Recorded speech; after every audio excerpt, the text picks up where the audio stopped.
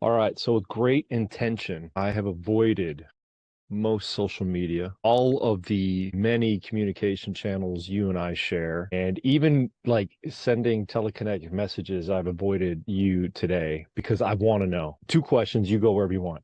How you feeling right now? How was last night? I feel, well, maybe I'll start with the reverse. Last night for your listeners was my book launch, The Guy in the Glass, 6 questions to see the man you were meant to be. I actually duped about 75 people who thought they were coming for a book launch. They weren't. It was a movement launch of what I call the 13 minutes mission. And that is the statistic that every 13 minutes in America, a man chooses to die by suicide. And this nonprofit that I started is really the tip of the spear. Guy in the glass is a how, as Viktor Frankl would say, this is the why. And the why is to push back the clock 1 minute. And that's 2,888 men who will choose to live this year if we can do that. We can talk more about how.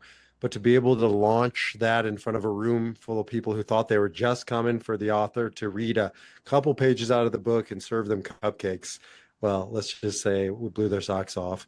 And so as a result, I feel very good because the mission is worthy and the cause is clear, and let's go.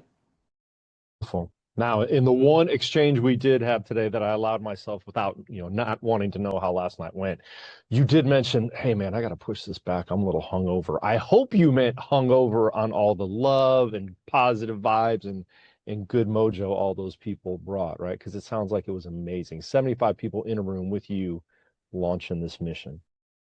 Yeah, it's definitely maybe I don't know, spiritual hangover. I don't know what you call it, but energetic hangover, that's it. Yeah, I kicked it off with a TED talk, a TED style talk that was professionally recorded because as important as those people were in the room and they are in my life and the tribe and the men's peer group guys were there, et cetera, et cetera. I wanted this to be recorded professionally and of just sort of a mastery level 13-minute talk to get the message out there, out in the world. So, yes, it was about the room, but it was also about what we do in that room to take it to the global audience. So, bottom line is, I put a ton of energy into perfecting this TED style talk and definitely worth the investment of energy and definitely paying a little bit for it the day after. Excellent. A spiritual hangover. I like that. Like that more than any other kind of hangover, I guess. Now, look, man, I've been living this book beside you for a couple months now. Not to say I have anything to do with its amazing power, but just You wrote watching the you. foreword. You wrote the All foreword. It's right, amazing. Come on. I wrote the foreword. But look, man, that's a couple pages in the face of greatness. Like, I don't know. I want to like offer a prelude to just get you to share about it, but it's so damn good. And you and I have talked about this before, and I have to talk about this with many new therapists. When you live something the way we do on a daily basis, helping people, the guy in the glass, the 13 minutes mission, you forget how damn important it is. You forget how amazing it is. And I never want you to forget how amazing this book is. Tell the listeners just how damn amazing that book is. Well, it's my lived experience. It's I had to write this for me. I had to write it for my dad. Your listeners may or may not know. I talk about it a lot. And the book opens up with it that my father committed suicide 20 years ago in a very dramatic fashion. And that's my talk. That's the intro to the book. And so this is personal.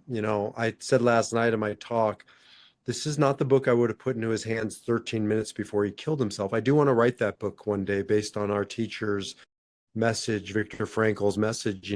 As you know, our listeners may not know, when a new patient arrived in his office, he would often ask them a very pointed question that probably isn't in the DSM-4 manual as appropriate protocol, probably going to get you canceled in a lot of different scenarios.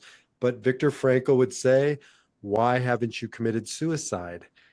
And he wasn't suggesting that that's an option. He was asking, the only thing I know about you walking through those doors on this first day of our work together is, why are you still here? Why have you chosen life? What's your why?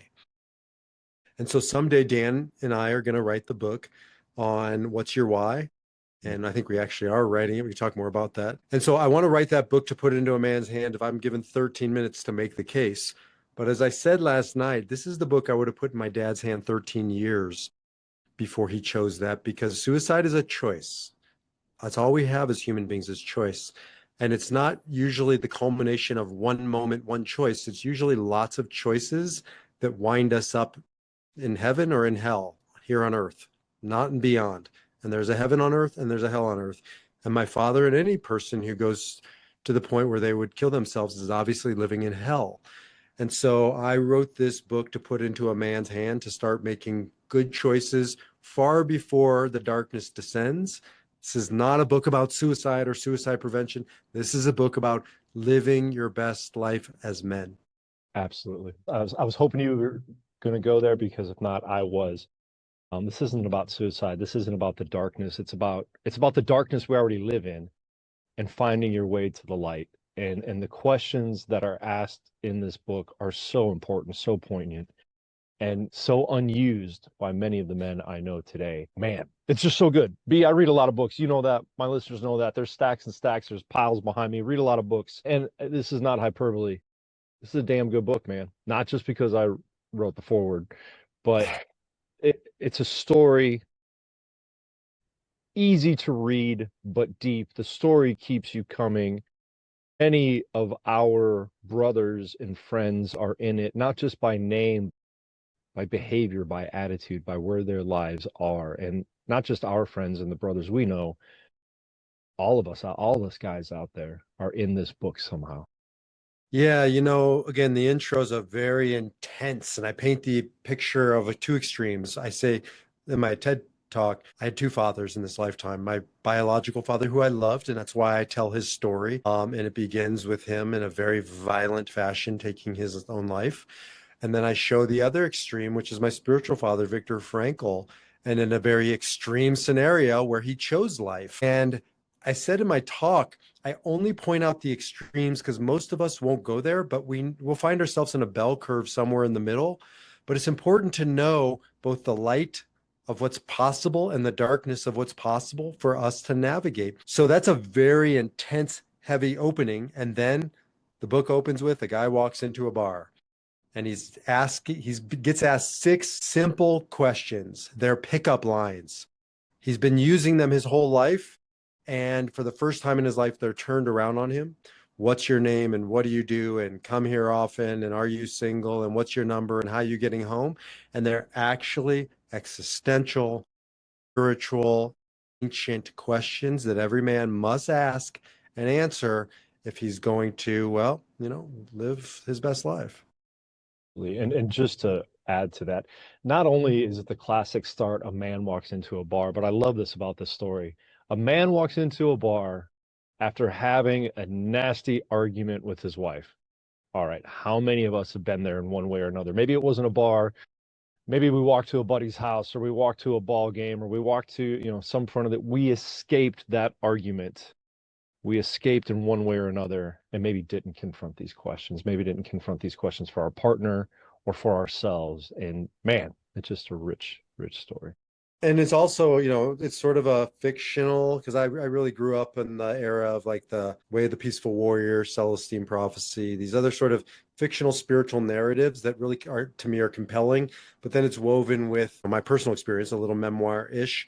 And then it's also the coaching stories and counseling stories from men that I've guided. And so it's like three different genres, if you will. And I do think that that's pretty compelling, that it's not one or the other. It's kind of its own little genre. But it's also based on my life. And my wife says to me, she was going on a trip to California with the kids, and I was supposed to go. And the last words I heard her saying were, "Don't come back until you figure your shit out."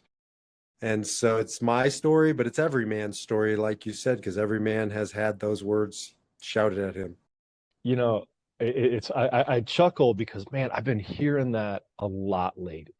Men who are asked not to report back to the family, partner, spouse, etc., until they get their shit together.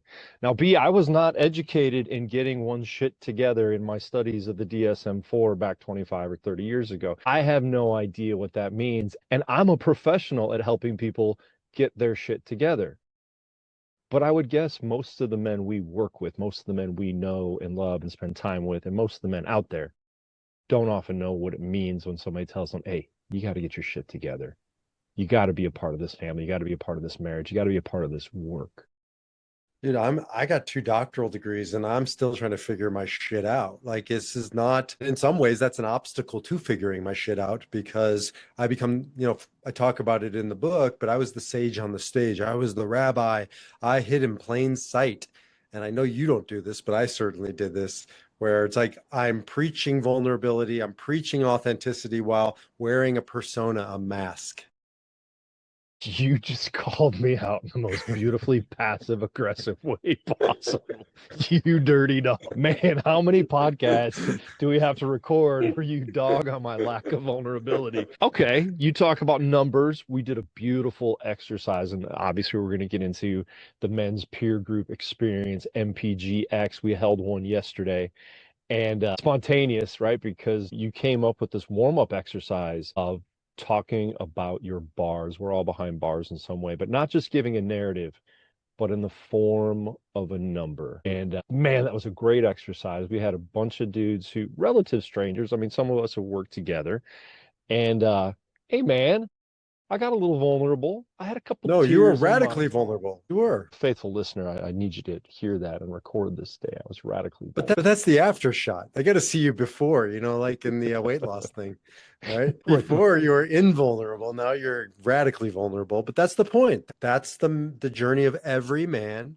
And sometimes I think I see it more with those who have the credentials, who have the titles, and we just hide in plain sight behind that. Like I'm beyond vulnerable, or I lead peer groups, right? But I'm not in the group. That was my MO for like 20 years. Like I'm the sage on the stage and I'm with you Right. guys. But you know what? Right. Now, as I said last night, this is not a book about how I figured my shit out. This is a book of I'm a banged up brother walking each other home, in the words of Ram Dass. We're all just walking each other home. And that's to me the beautiful shift in the work that I've been doing personally. I've seen you've been doing personally as well. Amen, brother. Yeah, a lot of that work in the past year, thanks to our work together in men's peer group, not just being the healer and preaching about, well, every good therapist needs their own therapist. Man, I would spout that out and and then walk into a therapist's office and just dress him down like, hey, man, you can't help me. But being a part of this peer group has led to putting that persona down, putting that facade, that mask down and allowing myself not to be the healer, but to just be another man in the group, another broken man trying to find his way home. It is beautiful. So well, you got two signs behind you. So I want to talk about obviously the guy in the glass. If you're watching on YouTube, you got to take a look at the book. It's beautiful from cover to cover and inside out. You can skip the foreword. It is pretty brilliant, but get right to the meat of the book. Let's talk a bit about the 13 minutes mission, right? Because the book is more of a means to an end to come to the 13 minutes mission, right? Yes, I'd say the 13 minutes mission is the why. The book is a how. Men's peer groups is a how, meaning mentoring is a how. We have lots of hows. And that's what's different to me about this versus some other things I've pitched, been a part of. There is a powerful why and there's actionable hows. And every man should be able to find his way in either through the book or through a men's peer group or through meaning mentoring. Those are three different, very different modalities. There's not one way, there's your way. But again, the hows, as Viktor Frankl said, those who have a why to live can bear with almost any how. What's the why? The why is to save men's lives. 2,888 men this year alone will choose to live if we can push back the clock 1 minute. And my mantra is 1 man, 1 minute, one why at a time. Beautiful, man. Beautiful. So let's talk about, the book is there. Guys, go get yourself a copy.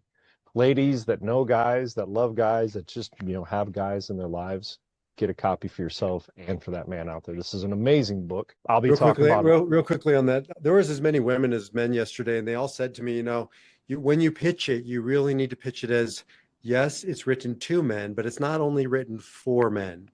Because you'll understand, well, first of all, 80% of it is human, 20% of it is more male focused. But even then, every woman has a husband, a father, a son, or a brother who will be able to understand those men better, differently, more effectively by reading the book.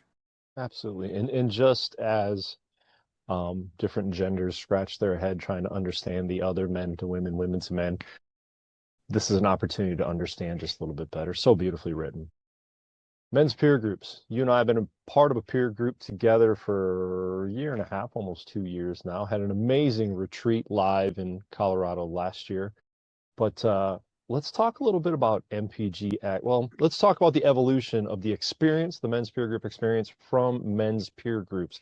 How long have you been involved with men's peer groups total? Well, the organization is called Men's Peer Groups. Some people get confused on that. There are such thing as men's peer groups. That's a generic term, but we have branded this as ours. So I've been involved in lowercase men's peer groups for 20 years. Decided 3 or 4 years ago to formally be involved in launching them. I met two great gentlemen, Dave Mann and Cam Mokin, who came from the EO Entrepreneurs Organization and YPO Young Presidents Organization.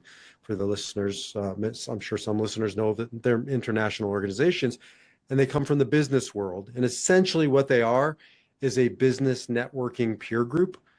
And they aged out, young presidents. They're not young anymore, and they're not interested in being presidents of anything.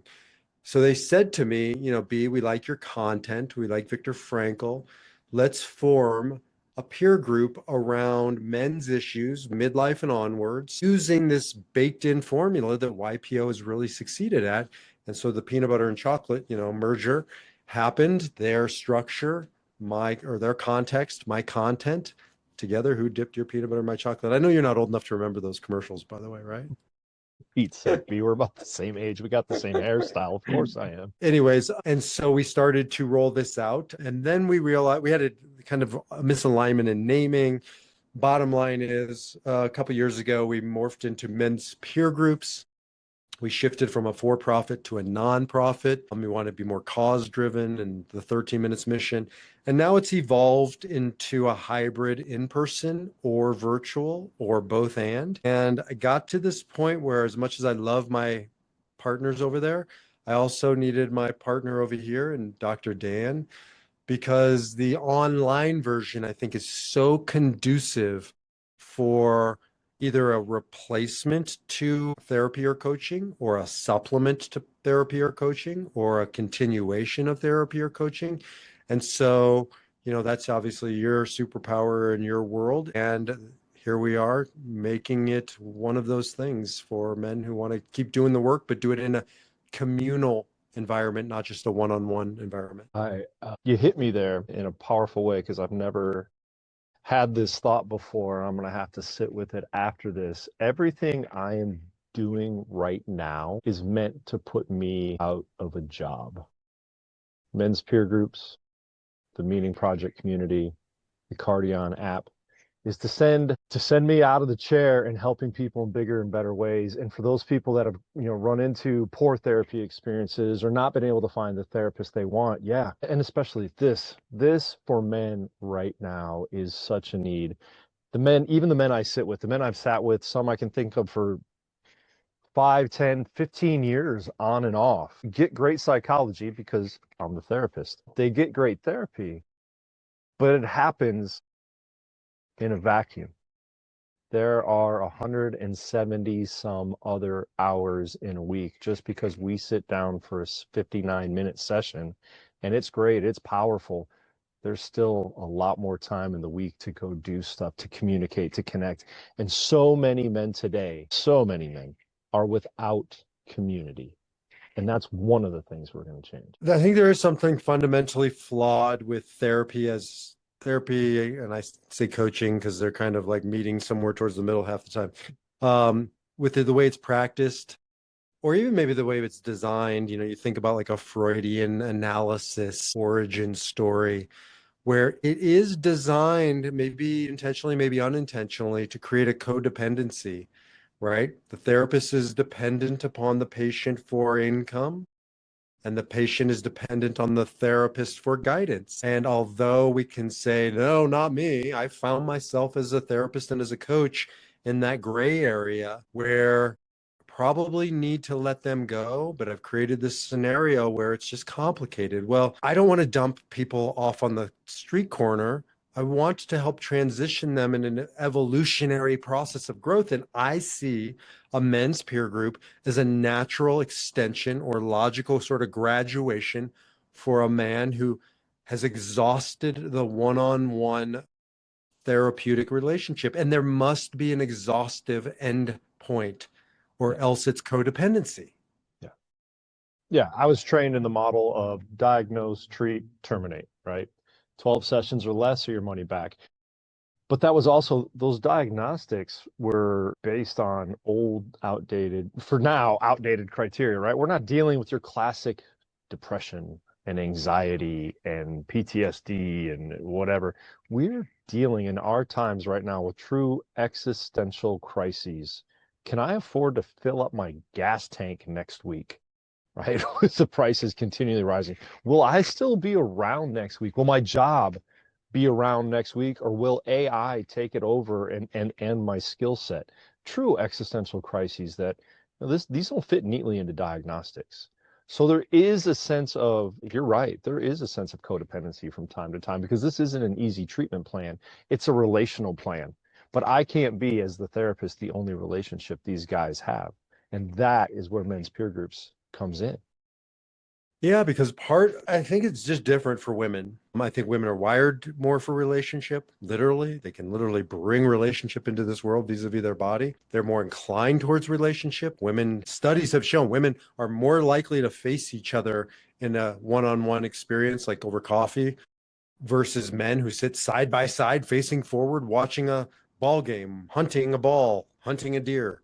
And so women are more inclined towards relationships. So by definition, I think, Dan, that a one-on-one relationship with a therapist or a coach can only take a man so far because he's got to learn how to do this in a communal environment that isn't a locker room, where it's the lowest common denominator of communication, which is to say, not really communication. It's banter, it's joking, it's competition.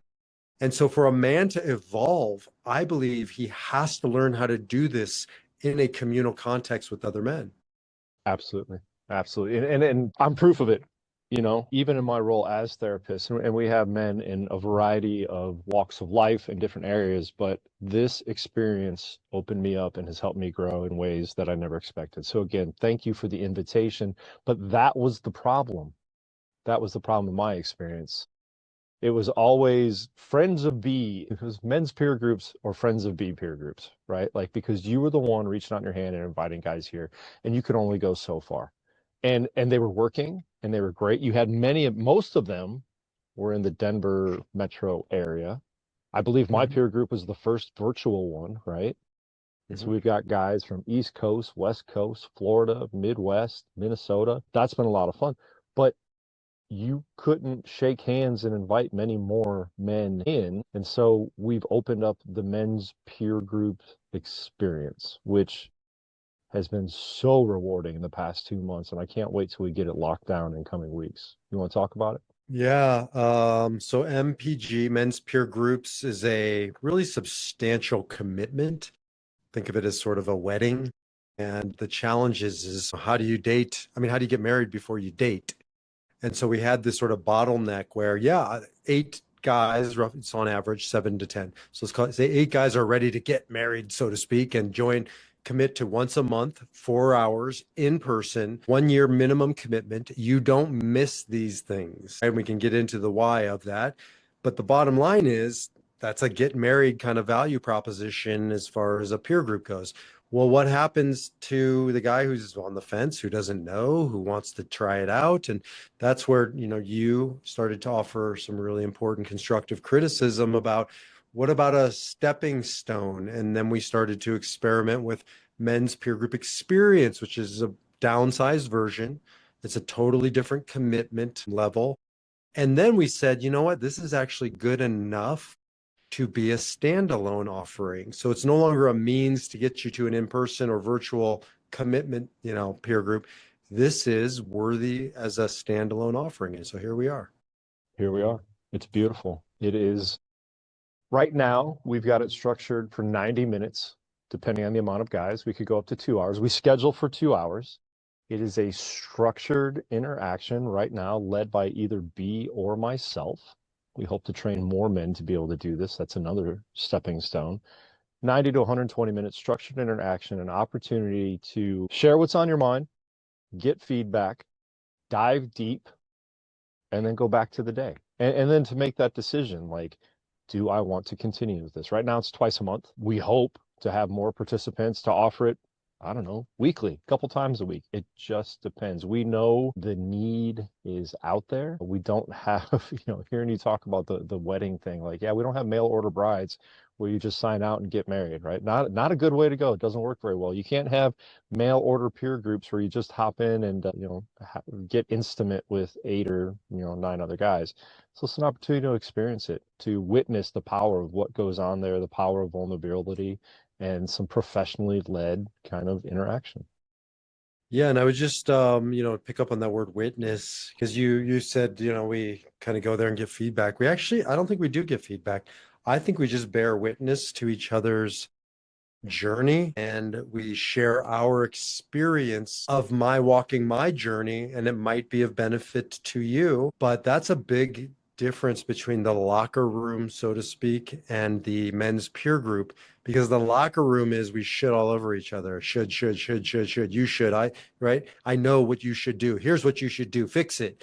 And then we're just in this sort of spiral that got us kicked out of the house in the first place. Go figure your shit out because you keep telling me to fix it and you keep shooting all over everybody.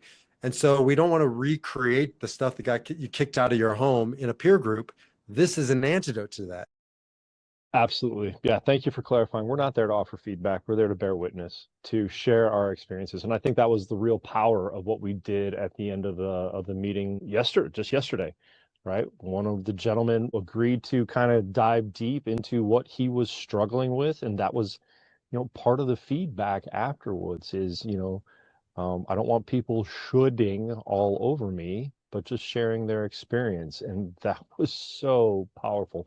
By the way, I hope in the editing of this podcast, everybody hears the difference between shitting all over yourself and shoulding.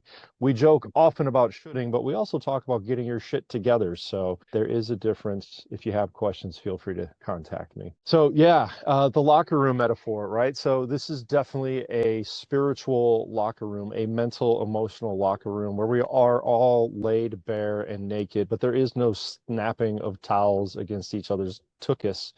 But we are, opened up. We do walk around emotionally vulnerable.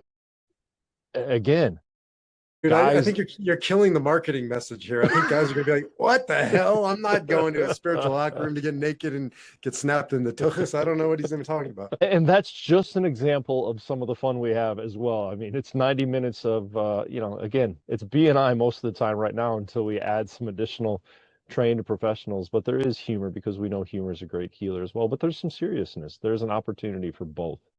And we walk that line really well. And so anybody listening, I want to invite you to give it a try at menspeergroups.com. We'll continue to talk more about it. Be other insight into it though. I just love what we do again, but I'm in it every day. I often forget the beauty of it. I think sometimes for me, the most powerful thing about the peer group, the men's peer group experience is it's the content that's always meaningful, the things that men share, but also the context, like the structures by design. So some of the principles have really shaped my identity as a man. For instance, humor. Let's take humor. We don't use humor as a way to hide in a men's peer group, but that doesn't mean we're humorless. No, we offer it up as we become more mindful of it. And in my own life, it's made me realize the difference between when I'm being sort of levity of spirit and that aspect, or am I using it because it's making me I'm uncomfortable. And so I'm hiding behind humor, or I'm becoming sarcastic, or I'm going after you and it's not funny. And so that's a good example. As a man, I really only knew one way to relate with humor, which was a defense mechanism. Like so many of us witness sarcasm, passive aggressive humor, et cetera, et cetera. And it is a defense, it's an avoidance, it's an escape. But yeah, that's a really good point. It's something different in the groups I've been a part of. It truly is laughing with each other and not laughing at each other, which for men can often be very difficult. And so I love about men's peer groups is we're not austere. This isn't like a sort of a fundamentalist peer group where these are the rules and these are the no, it's like here's sort of our principles. Here's the reality we live in.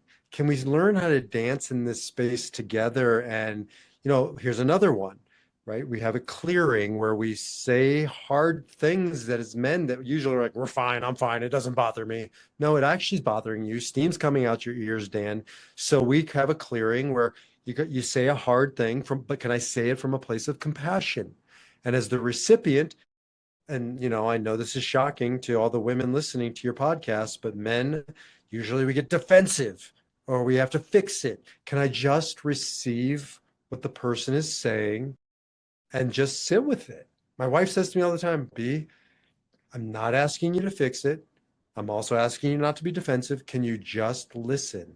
I'm like, yeah, of course. I listen to I'm a professional. And here I go again, hiding. So it's arena to live these things so we can take them out into the world. Your lovely wife actually calls you B? No. I didn't think so. That just sounded so wrong. My I mom knew calls that. me B, though. It's weird, but yeah. Does she really? No, she says my wife calls me Sholey. I have no idea why, but Baruch is probably the default. Yes. Surely. Yeah, that's a whole other podcast. We'll get into it later. I bet. Is that Yiddish or Hebrew or just a pet name? I don't know. That's another hour, another time. Men's peer groups. The Let's guy talk in the about meaning glass. mentoring. Meaning meant, yes, good jump, right? So that is the next evolution of the 13-minute mission. And now, look, man, this is a vision we have held together for years, previously with the Viktor Frankl Meaning Academy. And in all honesty, this is just another extension of that. You and I trying to figure out how to work together to help people be better. But let's talk a bit about this vision because I literally there's a calendar here with so many notes on our conversations about meaning mentoring. I don't want to drive the conversation askew with my notes. I would say on the one hand, it's a continuation of the Viktor Frankl Meaning Academy. On the other hand, it's way catchier. I A lot easier. think I think I can only speak from me, from my, experience, but I've seen this in you too. The Viktor Frankl Meaning Academy was sort of our undistilled love of all things Viktor Frankl and logotherapy. So it had a much more rigorous academic, theoretical kind of a vibe to it. Whereas meaning mentoring is, can we distill Dr. Frankl's core principles, empower people to live them, and then empower men to help mentor other men with them? And so I think you and I had to come down from our logotherapeutic ivory tower and make it real lived experience. Dude, it was so gross. I was so I go back. I still have the notes saved in a folder somewhere, and I go back to that structure we were creating. And it was so heady, so academic. I think we had works cited everywhere. Like now, compared to what we're considering, just being practical and less clinical, being applicable and less heady is so much more beautiful and streamlined. But that outline is literally it is an answer to hubris. It is a bunch of humility going back, being like, "What the hell were you thinking?" Well, I did Oh, most of that. I did most of that, but still you participated. But yes, and when I gave my first sermon, it was structured and it was practiced and it was got all the right, proof texts and blah blah blah. People walk away going, "Oh my God, did we just hire this guy?" And last night was like no notes, practiced, polished, clear, concise, 13 minutes. Everybody's alarm went off on 13 minutes and it was very powerful. But that took 20 years to kind of refine the process. And I would say to our credit, it didn't take us 20 years to get refined. In a matter of 2, 3, 4 years, I think we heard, we listened, we responded. And to me, that's what this is. well, and let's not forget that magical October in Beirut where we also journeyed profusely to hell. I still credit that time in October with our psychedelic guide as truly bringing this to fruition and reminding us of the work we have to do and the work we are blessed to do together. So yeah, meaning mentoring is a curriculum that is being built out. to help men learn how to help men better, to be better coaches, to be better peers, and to take it a step further than just participating, but teaching, right? We know we learn better by teaching. Yeah, so I'm not clinically trained like Dr. Dan. I have a doctoral degree in pastoral counseling and divinity.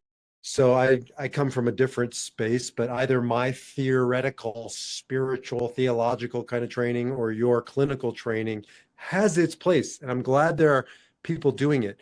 But then we're competing in a marketplace right now with a very different space called life coaching, which is like this, like, I don't know what life coaching is, but it borders to me on the edge of nausea. Like I just like feel I can't explain it, but the people who are hanging their shingle or life coaches are just, I don't know. All I know is we can do better than life coaching, and it's not therapy and it's not pastoral counseling.